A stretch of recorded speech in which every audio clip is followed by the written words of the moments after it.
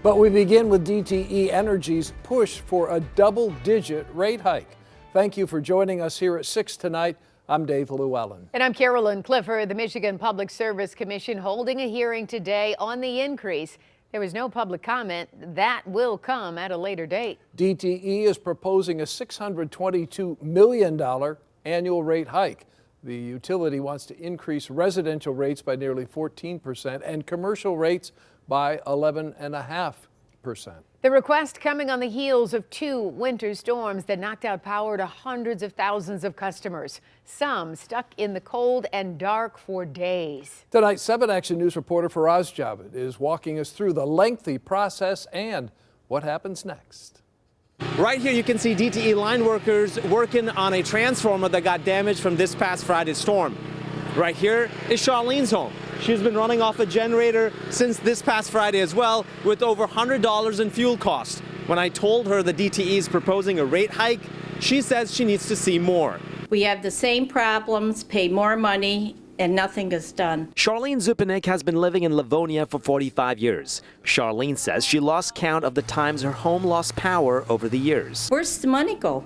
That's what I want to know. In an official statement to 7 Action News, DTE Electric spokesperson writes that the company did not increase base rates to assist customers during the pandemic. Plus, since 2020, the company has invested more than $8 billion into the electrical system that serves 2.3 million households and businesses. To continue to make progress and deal with inflation as well as increasingly severe weather events, DTE needs to file a rate case. The goal is to improve the grid and transition to low-carbon energy sources. Meanwhile, as the chief electric and gas regulatory body, the Michigan Public Service Commission held a pre-hearing for DTE's rate case this morning. Commissioner Tremaine Phillips says the hearings will be as transparent as possible. We look back at the previous rate case to see where those expenditures and those goals have been met. The 10-month case is expected to conclude this December. Tremaine says the case will proceed like a court case.